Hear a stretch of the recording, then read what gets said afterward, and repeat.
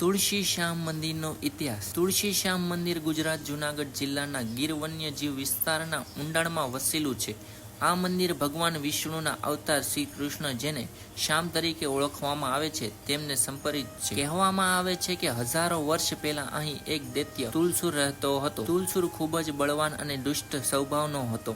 તે ભક્તો પર અત્યાચાર કરતો અને દેવી દેવતાઓને પણ શાંતિ રહેવા ના દેતો. ત્યારે ભગવાન શ્રી કૃષ્ણએ તુલસુરનો સંહાર કર્યો હતો. તેના સ્મરણમાં અહીં ભગવાન કૃષ્ણનું શ્યામ રૂપ સ્થાપિત કરવામાં આવ્યું અને મંદિરના પૂજા વિધિ શરૂ થઈ. તુલસુર અને શ્યામ એમ બે શબ્દોથી મળીને આ સ્થાપનું નામ તુલસી શ્યામ પડ્યું. આ મંદિર આશરે 3000 વર્ષ જૂનું માનવામાં આવે છે. અહીં ભક્તોને અદ્ભુત શાંતિનું અનુભૂતિ થાય છે. મંદિરની બહાર પથ્થર ઉપર ઊંડા શિલ્પો ઉકેલાયા છે, જે તેનું પ્રાચીનત્વ સાબિત કરે છે. આ મંદિર આસપાસની જંગલવાળી શાંતિભરી જગ્યાએ હોવાને કારણે અહીં આવેલા ભક્તોને આધ્યાત્મિક અનુભવ થાય છે. ખાસ કરીને ભાદરવી પૂર્ણિમા અને શ્રાવણ મહિનામાં અહીં હજારો ભક્તો ભેગા થાય છે. જો તમારે અહીંયાના ગરમ રણકુંડનું નામ શું છે એ જાણવું હોય તો કોમેન્ટ કરી નાખો. આવા મંદિરના ઇતિહાસ અને હિસ્ટરી જાણવા માટે અમારી ચેનલને સબસ્ક્રાઇબ કરો.